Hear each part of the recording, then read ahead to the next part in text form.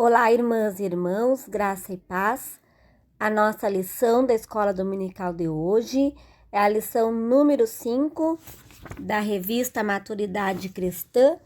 O tema da lição é Maturidade na Convivência e o texto bíblico base da nossa meditação se encontra em Efésios, capítulo 2, do versículo 11 até o versículo 22.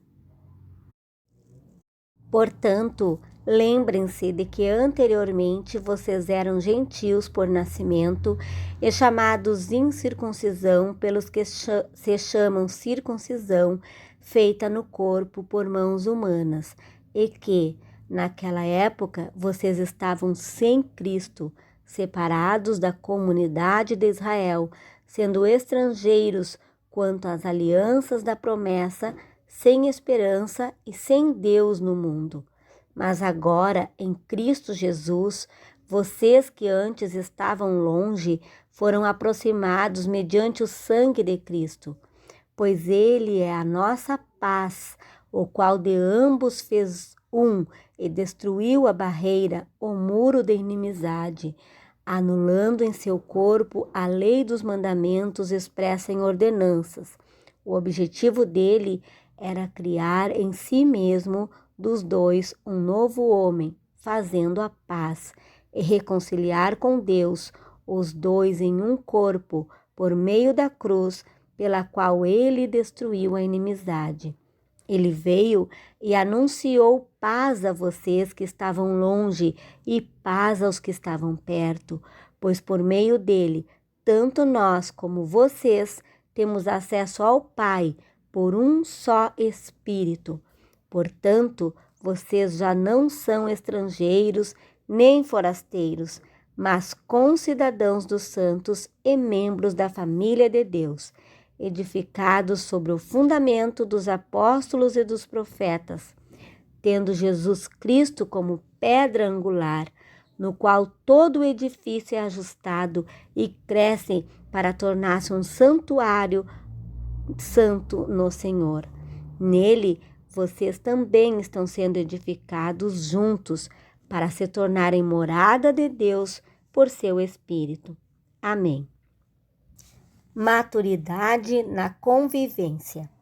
O cristianismo é uma experiência relacional que nos liga a Jesus Cristo e ao próximo. Parte dessa experiência acontece por meio da nossa vivência como igreja, isto é, como comunidade de fé. Éfeso era uma cidade de destaque no comércio e na política. Tornou-se uma espécie de centro missionário no trabalho de Paulo, possibilitando a plantação e consolidação de diversas comunidades de fé na região da Ásia Menor. Nos manuscritos mais antigos da carta aos Efésios, não aparecem as palavras em Éfeso. Isto indica que possivelmente a epístola tenha sido enviada a diversas igrejas na região da Ásia Menor através de cópias. O nome para quem era destinada ficava em branco no original, sendo preenchido nas cópias que eram remetidas às comunidades.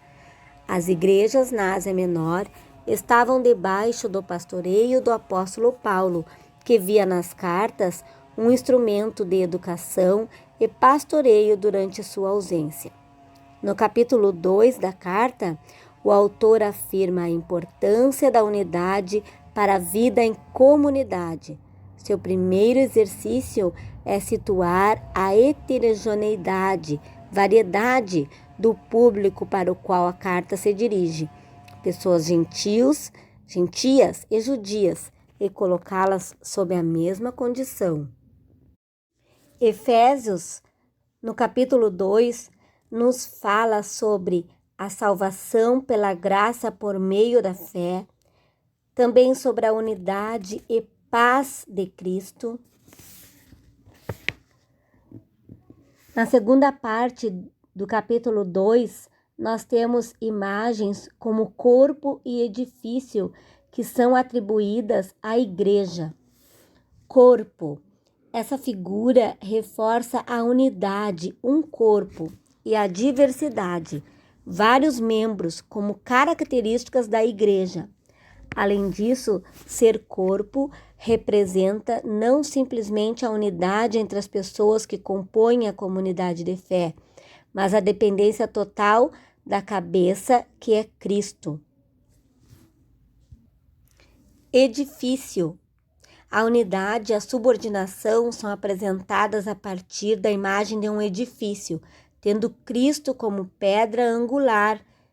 No versículo 20 nós lemos sobre isso. Essa expressão pedra angular estava relacionada a uma prática nas construções antigas em que uma pedra era usada para ligar todas as partes de um edifício.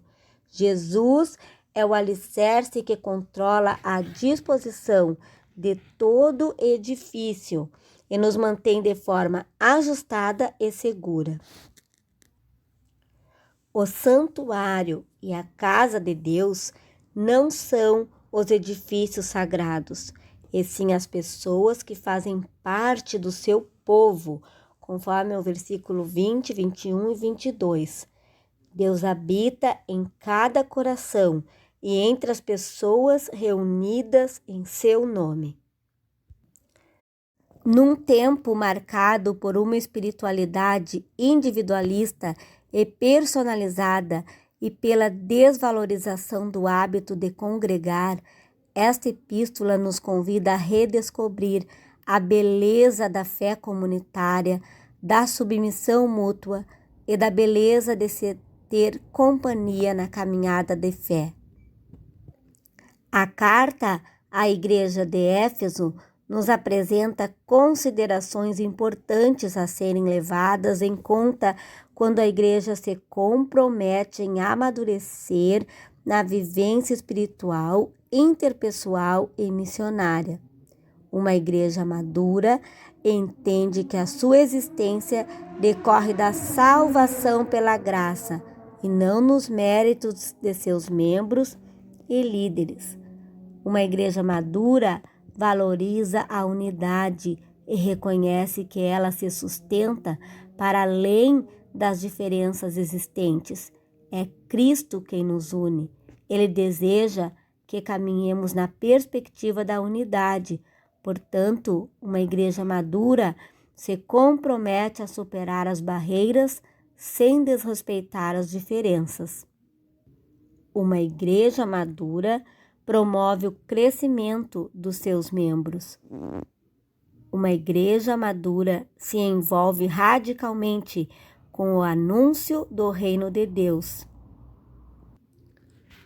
Participar da igreja nos ensina sobre o valor da comunhão, o exercício do compartilhamento, a necessária consciência de que não somos o centro de nada, mas parte de um todo. A vida em comunidade nos ajuda a perceber que a ação de Deus se dá no encontro, na convivência e no respeito às diferenças. Ao mesmo tempo, nos ensina que cada pessoa tem contribuições a oferecer para o crescimento das outras. A convivência comunitária é importante porque, entre outros fatores, ela nos leva a alcançar a maturidade. Que possamos então pensar quais são os maiores desafios para a unidade da igreja. Um abraço, meu irmão e minha irmã, e até a próxima lição da Escola Dominical.